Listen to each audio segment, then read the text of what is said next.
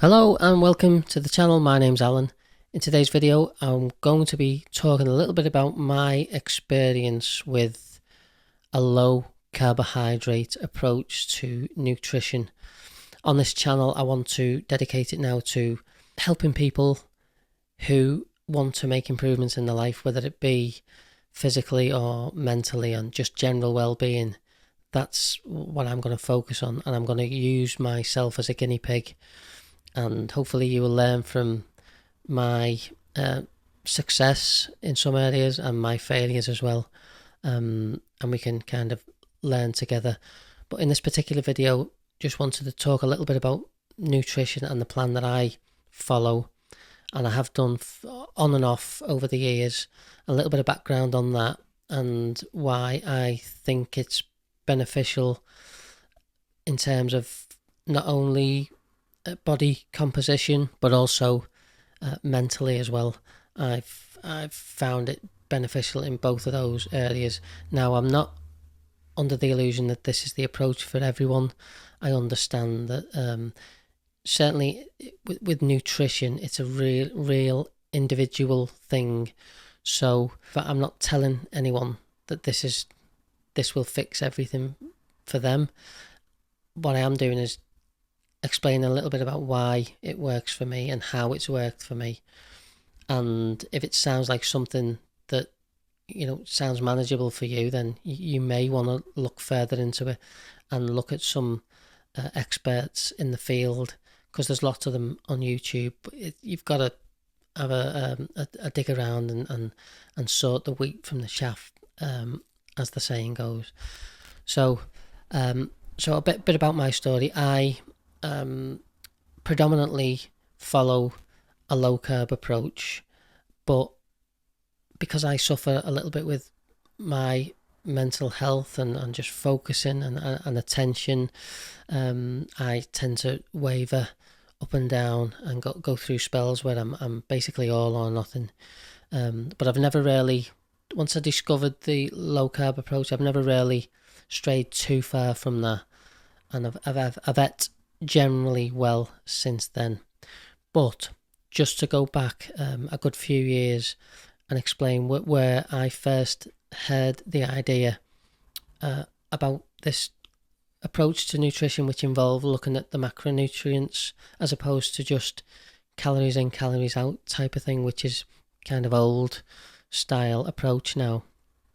My other half, Jan, at the time, she had a fitness studio, and she ran a boot camp which involved 2 or 3 sessions a week over a period of 4 weeks, where they were looking to obviously lose body fat and maybe gain some muscle. And she would weigh them beforehand and at the end, and they would go through what they'd lost or what they'd gained and that kind of thing. Bit of an appraisal at the end. But at some point, she was looking into nutrition other than the stuff she'd learned in college, and she stumbled across a book by a lady called Zoe Harcum, who's got a few books out, but she had a nutrition plan.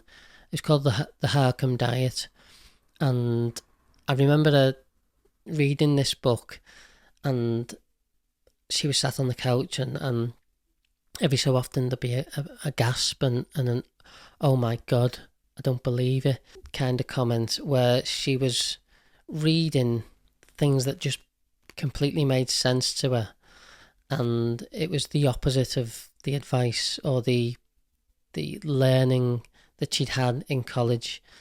And it was that makes sense now, because that's why that doesn't work, or that's why calorie counting, for instance, as an approach to losing body fat wasn't an ideal approach, and it was much more about what type of calories were coming in as opposed to the amount in numbers. So she's reading this, and then loads of aha moments, and this is what I'm going to do with my clients now. She tweaked it a little bit and took out the best parts of the Harcum diet and added her own little twists, and we come up with a plan, and we implemented it with her clients, and I implemented it in my life as well. I was doing the boot camps, and I was getting involved with the nutrition, and I was one of the first to even try it before she implemented it with her clients. I did it for a couple of weeks beforehand just to see what it was all about. And anyway, I really thrived on it. I losing body fat. I was feeling good. I was my mood had changed. And then looking back, I understand that doing anything new can sometimes you get a bit of a buzz, don't you? You're excited about it, and certainly if you think it's going to be beneficial to you, you can really get a lot from just that as well. So maybe there was a little bit of that going on as well, but there was no doubt in that on the scales, and it wasn't just body weight on the scales. We had a Tanita scale which could measure your body fat and your water and your muscle mass and that kind of thing. I was seeing dramatic changes in that for the better, and other than that, noticing as well how my hunger was no longer a problematic. When I say problematic, I mean not hungry all the time and feeling fuller for longer through this particular plan. So the Harcum diet she was basically separating meals, and just on the macronutrient side, she was saying you either have a carbohydrate based meal or you have a fat and protein based meal, but never to mix the two, because her theory is when you, and it's not just it's probably common knowledge now, but when you eat carbohydrates, the pancreas releases insulin to lower those carbohydrates, the sugar in the blood, and stores it away as fat. So her idea was, if you're going to have carbohydrates, just have carbohydrates in the meal, but don't mix with fat. So something like a pizza would be a bit of a disaster because you're getting the insulin spike, and there's also loads of fat in the vicinity as well. So it's there's probably a lot of fat storage going on there. By the way, I'm certainly not an expert, and I'm just remembering these things. So I know a little bit about it, but I don't know the full scientific terms, but I do have experience of eating this way. So yeah. Anyway, her theory was, have a carbohydrate or a fat meal, which pretty early on I discovered or realised that when I was having a carbohydrate meal, so it might be something like, I don't know, bran flakes in the morning with skimmed milk, because I wasn't wanting the full fat milk because that would be mixing the two. I would eat that, and it wouldn't be long before I was hungry again.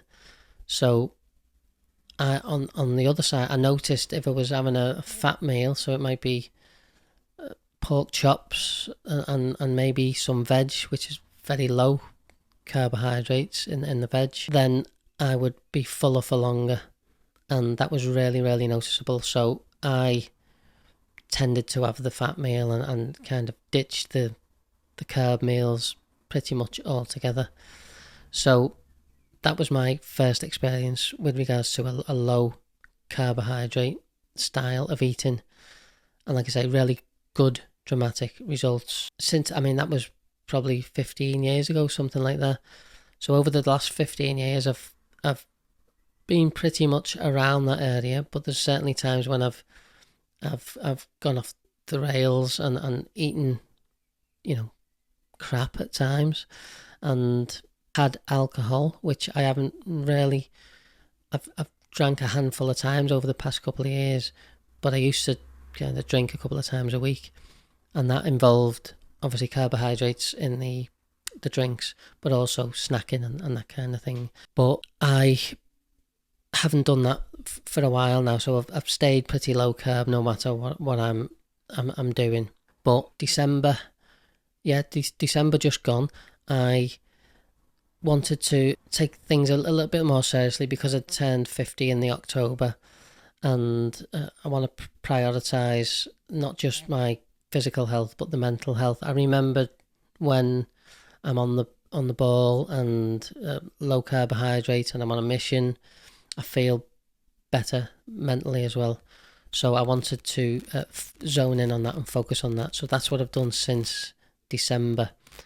And then in December, I took it a stage further because I discovered that you can now get what's called a CGM, a continuous glucose monitor. It's quite expensive, and it only lasts for 2 weeks. But I was using the Lingo CGM, and up until very recently, this was something you could only have prescribed versions of, and it was if you were diabetic, which I don't think I've ever been type 2 diabetic, probably because I'm generally low carb, but you're now able to get them from Amazon. So I got one initially for 2 weeks just to see what happened when I had certain carbohydrates, what happened, how high the blood sugar went, how long it took to come down, to gauge how metabolically able that I am to deal with carbs. And it turns out that I'm not, but that's probably because I've been low carb for so long that when I'm eating carbs now, the body's like, whoa, what's going on here? Shooting up the blood sugar and taking longer than it should really to deal with it. So that was really, really interesting, and I'd highly recommend if you can afford it as well, because like I say, it's not cheap. But even if you did it for 2 weeks, £60, 2 weeks, just to get an idea of what's going on when you eat certain types of food.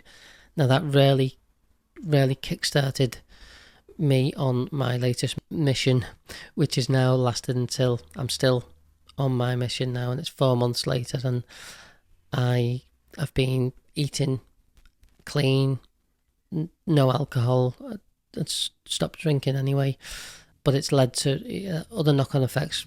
Go in the gym consistently a few times a week and really being on the ball, and it all started with the glucose monitoring.